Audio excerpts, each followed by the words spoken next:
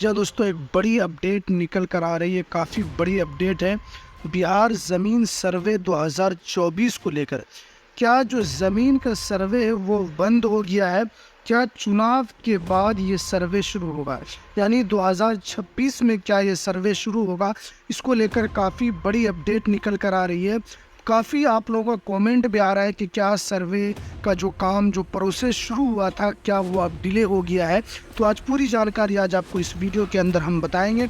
तो वीडियो शुरू करने से पहले आपसे एक छोटी सी रिक्वेस्ट है, आप अगर हमारे इस चैनल पर नए हैं तो इस चैनल को ज़रूर सब्सक्राइब कर लें, बेल के आइकन को भी आप ज़रूर प्रेस कर लें ताकि आपको तमाम वीडियो की नोटिफिकेशन आपको सबसे पहले मिल सके। तो चलिए हम वीडियो को शुरू करते हैं। देखिए, जैसा कि आप देख रहे हैं कि बाढ़ पीड़ितों के खोए भूमि दस्तावेज सरकार मुहैया कराएगी। देखिए, इसमें मंत्री दिलीप जायसवाल ने सभी अंचल अधिकारियों को दिया आदेश। भूमि सर्वे की भी बाढ़ पीड़ित को मिलेगा अतिरिक्त समय। बाढ़ प्रभावित जिलों में लगातार इस तरह की आ रही थी शिकायत। देखिए, आप जानते हैं कि मैंने इससे पहले वीडियो बनाया था जिसके अंदर मैंने आपको पूरी जानकारी दिया था कि सर्वे को लेकर जो बिहार के अंदर जिस जोश के साथ जो सर्वे का काम शुरू हुआ था, वो अब आहिस्ता आहिस्ता ठंडे बस्ते के अंदर डाला जा रहा है। देखिए, आप जानते हैं कि बहुत सारे हमारे ऐसे व्यूवर्स हैं या बिहार के अंदर बहुत सारे ऐसे जो भूमि सुधार जिनके पास ज़मीन है, वो काफ़ी अपने ज़मीन को परेशान हैं। उनके पास दस्तावेज़ नहीं है और जिस ज़िले के अंदर बाढ़ आया है, बिहार के करीब 14-15 ज़िले इसके अंदर बताए गए हैं जो कि बाढ़ के चपेट में है। जो मैंने इससे पहले भी बताया था कि इसके अंदर आप देख सकते हैं कि इसके अंदर कितने करीब 16 ज़िले ऐसे हैं जो बाढ़ से प्रभावित है, जिसको लेकर सरकार ने ऐलान यही किया है कि आपको अतिरिक्त समय दिया जाएगा। यानी अतिरिक्त समय का मतलब ये आपको दूसरे ज़िले में अगर भूमि का काम शुरू हो चुका है तो इन ज़िलों को भूमि के काम में इनको अतिरिक्त समय दिया जाएगा। क्योंकि इसलिए कि इनके पास जो ज़मीन के कागजात थे या उनके पास जो भी डॉक्यूमेंट्स थे वो बाढ़ के अंदर या तो बह चुके हैं, या तो वो बाढ़ के अंदर ख़राब हो चुके हैं, या बाढ़ के अंदर उनके कागजात गल चुके हैं। तो सरकार इसीलिए उनको अतिरिक्त समय देना चाहती है। अब जो बहुत सारे ऐसे लोग हैं जो इस तरह की खबर चल रही है कि जो सर्वे का जो काम है वो 2024 जो ख़त्म है, यानी 2025 के बाद शुरू होगा। क्या बिहार विधानसभा चुनाव के बाद ये सर्वे का काम शुरू होगा?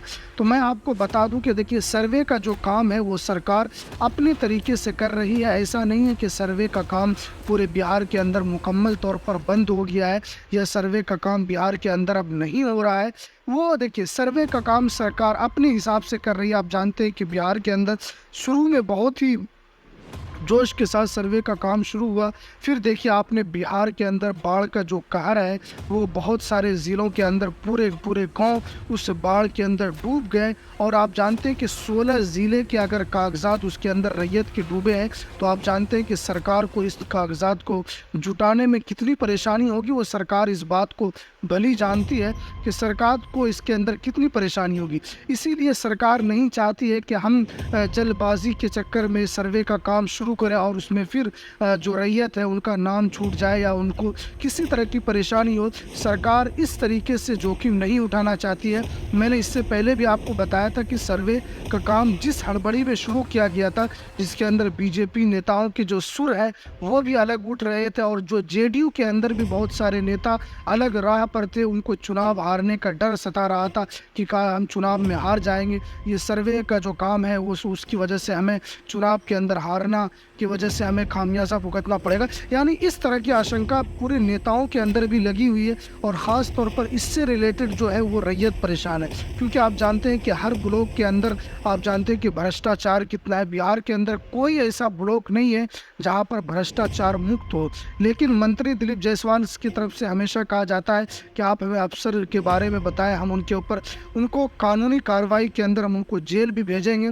लेकिन आप जानते हैं कि बिहार के अंदर सीओ से लेकर के कर्मचारी से लेकर के नीचे दलाल तक कितने पैसे प्रखंड के अंदर वो दाखिल खारिज के नाम पर लिया जाता है, ये सबको पता है। लेकिन सरकार इसको लेकर कोई सख्त रुख अपनाए, तभी इसको लेकर जो रैयतों को जो परेशानी है वो कम हो पाएगी।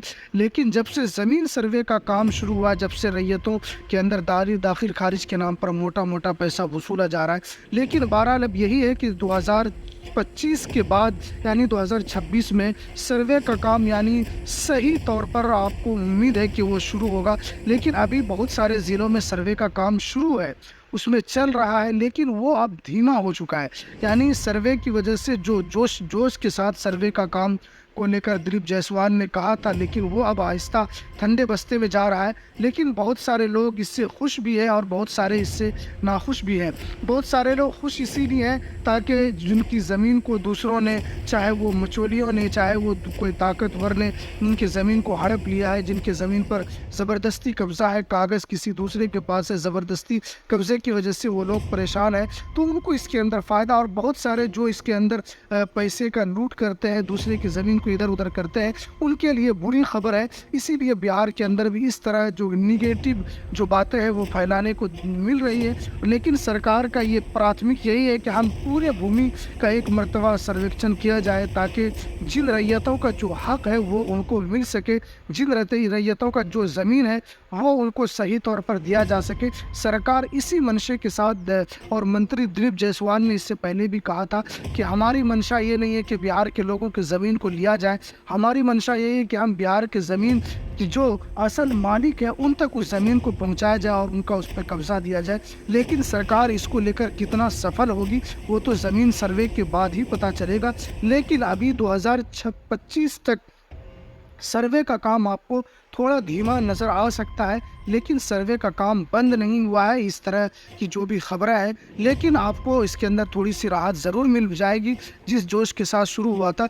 लेकिन हमारे बहुत सारे व्यूवर्स हैं वो कंफ्यूज थे कि सर्वे का काम बंद हुआ या क्या हुआ, तो मैंने आपको पूरी जानकारी आपको इस वीडियो के अंदर हम देने की कोशिश की है। तो चलिए हमें दीजिए इजाज़त, फिर मिलते हैं किसी नेक्स्ट वीडियो में नई अपडेट के साथ।